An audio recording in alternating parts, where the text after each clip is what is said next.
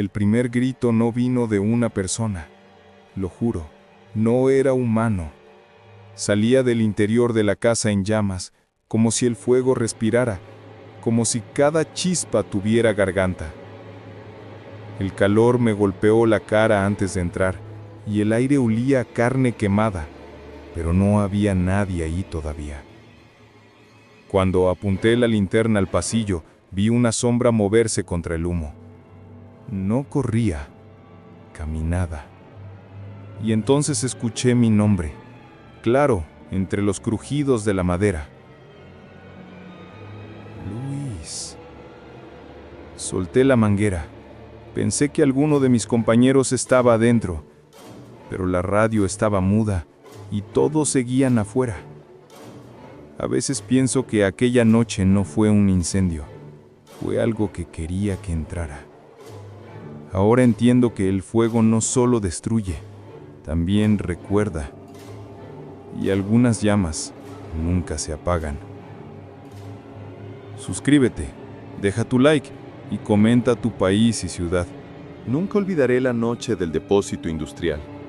Era mi tercera guardia como bombero titular, y todavía sentía esa mezcla de miedo y orgullo que te mantiene despierto aunque sean las 3 de la mañana.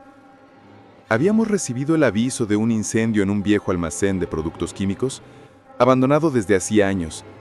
Decían que algunos indigentes solían dormir dentro, pero que esa noche no había nadie. Mentira. Desde que bajamos del camión, algo se sentía raro. No había viento, ni humo visible, pero el aire estaba espeso, como si alguien hubiera cubierto el lugar con una manta invisible. El fuego, sin embargo, estaba ahí, dentro. Lo sabíamos por el calor que emanaba de las paredes. Entré con mi compañero Vargas. Su linterna temblaba en su casco por la vibración de sus pasos. El suelo estaba lleno de cristales rotos, y el eco de nuestras pisadas sonaba como si alguien más caminara detrás. No habíamos avanzado 10 metros cuando escuché algo que me heló la sangre. Un murmullo entre las llamas. No eran voces de personas pidiendo ayuda. Era como un susurro, bajo, profundo, constante. Parecía decir algo, pero el fuego rugía tan fuerte que no pude entenderlo. Vargas me gritó algo, pero su voz se perdió entre el crepitar. Cuando volví la cabeza, él ya no estaba. Pegué un grito, su nombre varias veces, pero nada. Solo el rugido del fuego. Empecé a retroceder, cegado por el humo, y ahí lo vi. A través del resplandor anaranjado, una figura negra caminaba lentamente hacia mí. No podía distinguir detalles, pero su silueta se movía con precisión humana. Pensé que era Vargas hasta que habló. ¿Por qué regresaste? Esa voz no era de él. Era la mía. Exactamente la mía. Con el mismo tono, la misma respiración entrecortada. Me quedé helado, incapaz de moverme.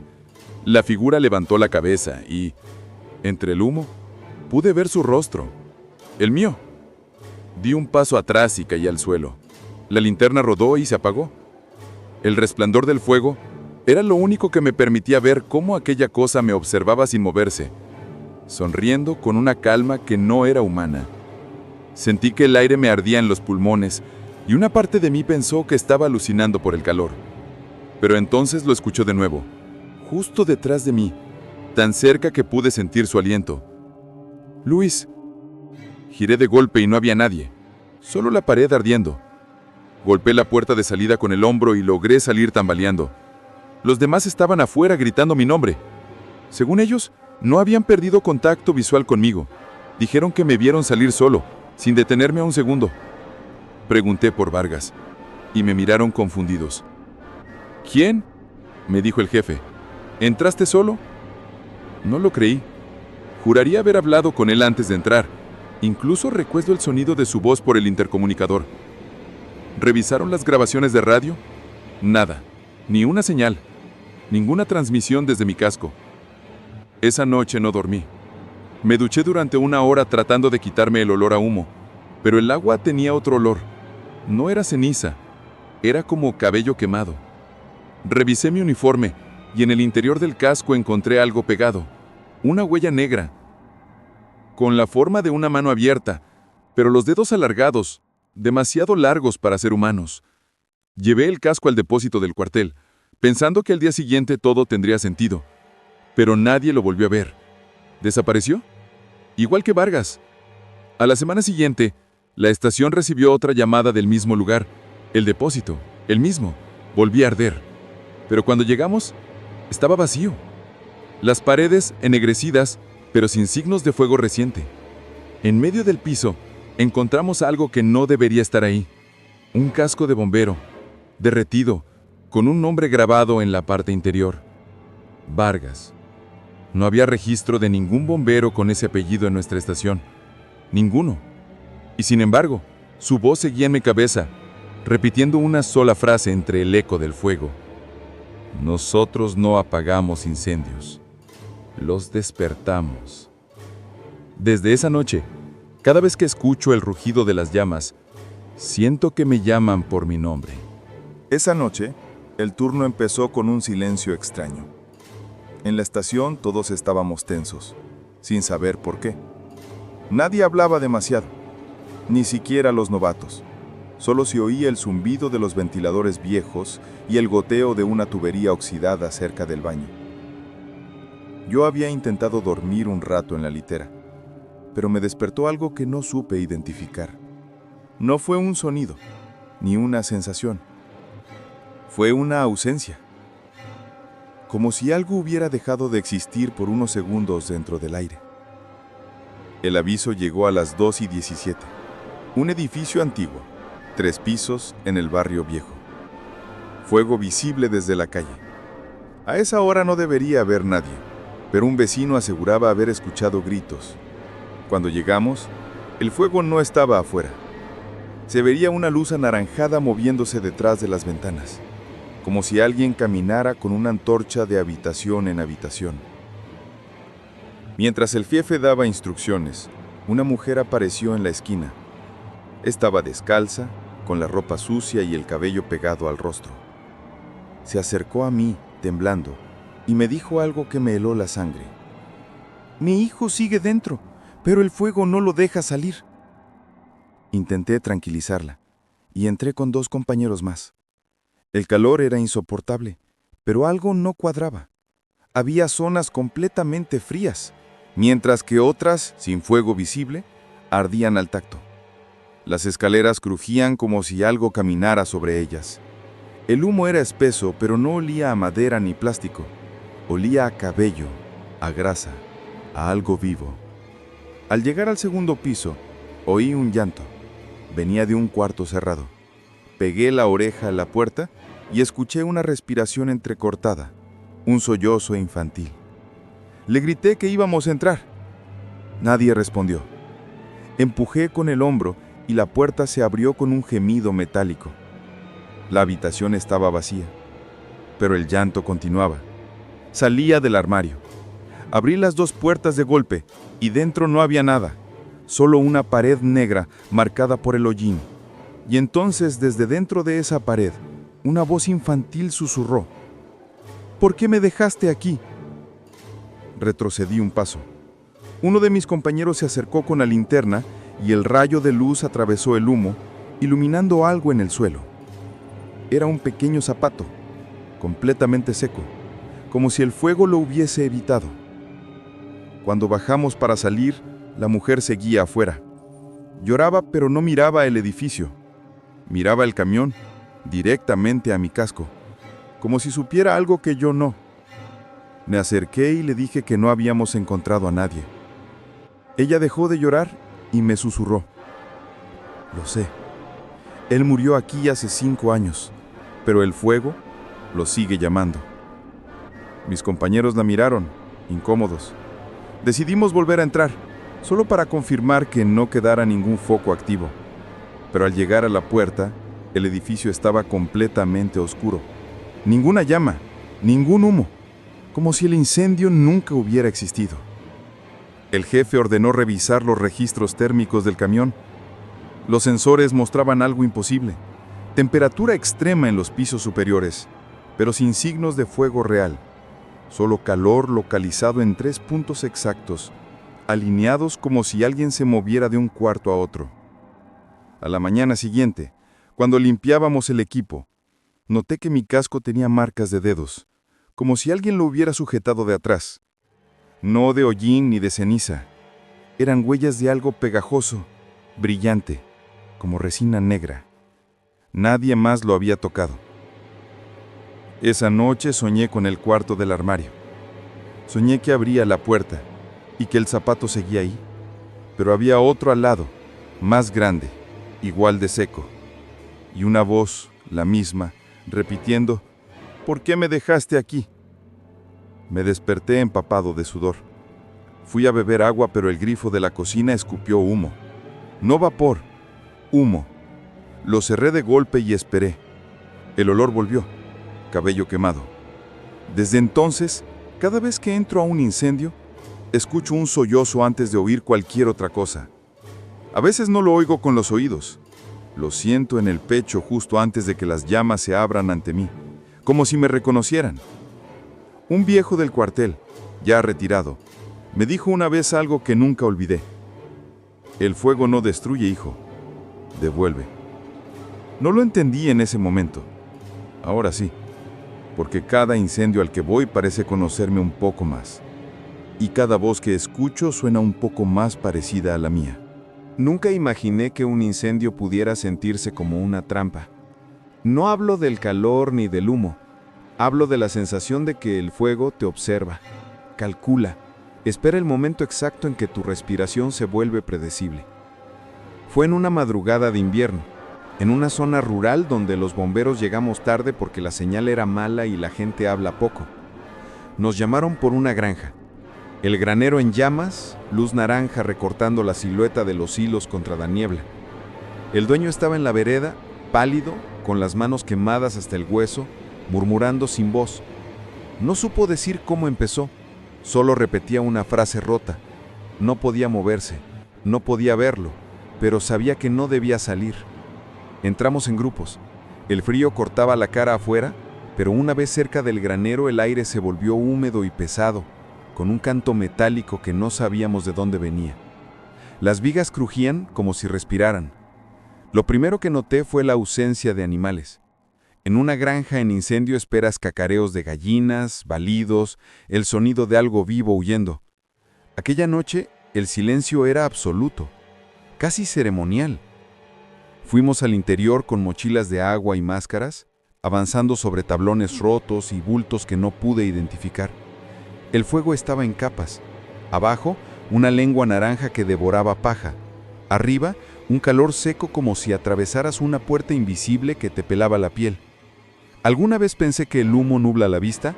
Esa noche el humo parecía filtrar la realidad. Vi sombras que no obedecían a ninguna fuente de luz. Se estiraban hacia nosotros y luego se retraían, como si alguien jugara con una cortina. En un rincón, entre fardos calcinados, encontré una puerta de madera que daba a una habitación cerrada. Mi compañero señaló hacia ella. Ahí se escucha algo. La respiración que salió desde detrás de la puerta no era de animal ni de hombre. Era un soplo irregular, como si algo respirara con múltiples bocas pequeñas. Abrimos la puerta con la pata de cabra y el calor nos golpeó en olas. Dentro, el aire estaba tranquilo, casi frío. Y sobre el suelo había huellas marcadas en el polvo, huellas de pies descalzos que llegaban hasta una esquina y se detenían frente a la pared. Caminé hacia las huellas, y al agacharme para tocarlas, sentí un latido en la madera bajo mis rodillas. No un latido humano, algo que palpitaba como si la pared tuviera un corazón. Le llamé al jefe por radio, pero la señal llegó tarde. La voz lejana tartamudeó y se cortó como si hubiera pasado por una puerta diferente. Cuando levanté la mirada, vi en la pared una mancha negra que no era hollín. Era como si alguien hubiera presionado la palma de la mano contra la tabla y la mano se hubiera quedado pegada allí, extendiéndose hacia el techo en dedos finos y alargados. Al tocarlos con la punta del guante, la superficie estaba fría, como si la marca se alimentara del calor exterior. Salimos de la habitación para rastrear el origen del ruido. El granero parecía girar sobre sí mismo. Cada vez que enfocábamos la linterna en un punto, otro punto desaparecía. Mi compañero tropezó y cuando le ayudé a levantarse, noté que tenía la camiseta con las costuras quemadas, pero no había heridas. Miró sus manos y sonrió con una sonrisa tensa que no era de alivio, sino de reconocimiento. Pensé que había visto a alguien, dijo, y sus dedos temblaban. Lo vi entre las vigas. Miraba con ojos que reflejaban las llamas. Decidimos entonces evacuar el granero y dedicarnos a las tareas de contención. Afuera, el dueño seguía en la vereda, más blanco que la lona del camión. Me acerqué y le pregunté por su familia, por si alguien había entrado al establo. Me miró con ojos que no comprendían bien la pregunta y dijo, «No hay nadie, están todos en el fuego». No pude decidir si temblaba por la angustia o si algo en su boca le impedía decir más. Mientras trabajábamos con las mangueras, noté que el fuego cambiaba de dirección sin viento. Una llama se apagaba y otra se encendía más allá, como si el incendio se moviera por voluntad propia, trazando un camino. En ese momento escuché el móvil de uno de los vecinos sonar en su bolsillo. Sonó una melodía infantil y la mano que sacó al teléfono lo sostuvo como si esperara que la pantalla le respondiera. Al mirar, el vecino dejó caer el móvil y retrocedió. En la pantalla, la foto era de una fiesta pasada en la granja, y en la imagen el dueño y sus hijos sonreían. Pero en la foto, detrás, donde siempre había estado un montón de heno, se veía una sombra, nítida, con forma humana, que no estaba en la vida real. La noche se alargó y el cansancio se clavó en los huesos. En un momento me separé del equipo para revisar una puerta lateral que chirriaba y encontré una escalera que subía a un altillo. Subí con la manguera a cuestas y al abrir la trampilla una bocanada de aire frío me golpeó en la cara, dándome la sensación absurda de entrar en una cámara de aire helado dentro del fuego. En el altillo, entre los haces de luz, vi colgando del techo una mecha enrollada, pero no era mecha. Eran manos entrelazadas, huesudas, cubiertas de acina. Se movían muy lentamente como si intentaran tocar algo que estaba fuera de su alcance.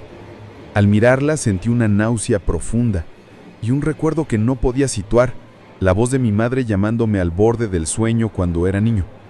Bajé de la escalera temblando. Mis manos se aferraban tan fuerte a la manguera que la espuma de goma dejó marcas en la piel. Llegué a la vereda y el dueño me sostuvo por el brazo con tanta fuerza que la piel dolió. Me miró fijamente y me dijo con voz quebrada: «Cuando yo era niño el granero ardió y perdimos a 2. Nunca se encontraron los cuerpos.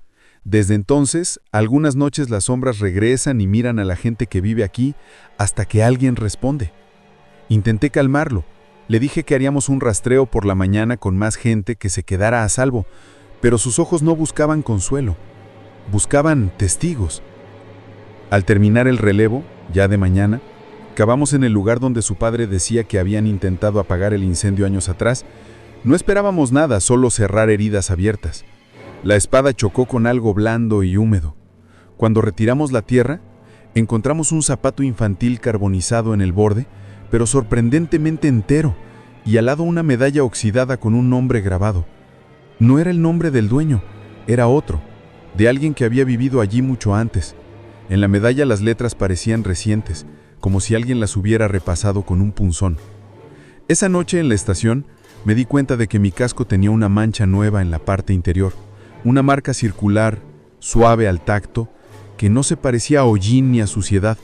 Al pasar el dedo por encima, la superficie vibró como un tambor. Lo dejé sobre la mesa con el resto del equipo y nadie dijo nada. A la madrugada siguiente, cuando salí a revisar las bombas, sentí el olor a algo quemado en la calle, muy lejos de la granja.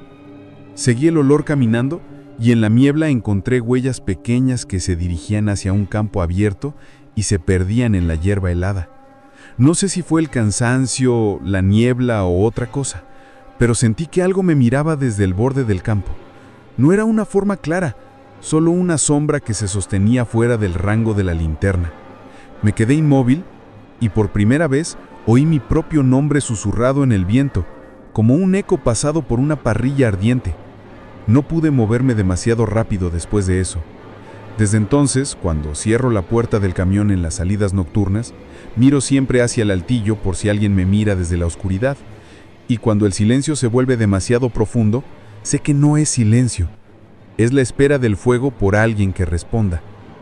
La última madrugada, al pasar por la antigua granja, el dueño me llamó desde la vereda y me dijo sin levantar la voz: «A veces responden cuando uno los llama». No pregunté a quién. No quise saberlo.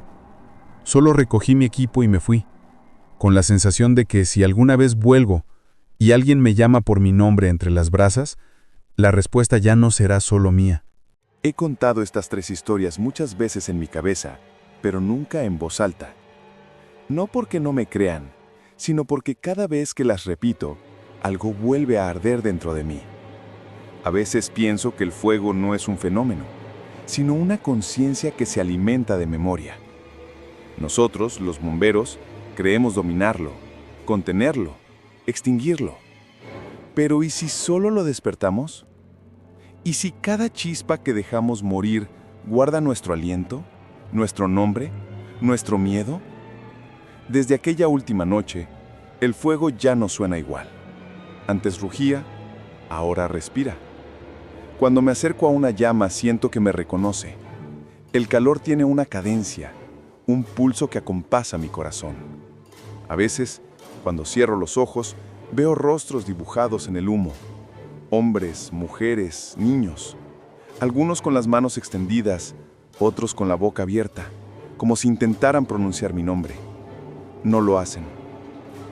Solo esperan. Sigo trabajando, porque eso es lo único que sé hacer. Pero ahora, cada vez que me envían a un incendio, entro con la certeza de que no estoy solo. No lo digo por mis compañeros, lo digo por esas voces que regresan cuando todo se apaga. Esas que pronuncian mi nombre con una calma que no es humana. Esas que arden sin consumir nada. Cuando la última chispa muere, siempre queda un leve resplandor, una respiración. Y si escuchas con suficiente atención, puedes oírlo. El fuego recordando. Porque el fuego nunca olvida. Solo espera a que alguien lo escuche. Y una vez que lo haces, ya nunca vuelve a hacer silencio. Suscríbete, deja tu like y comenta tu país y ciudad.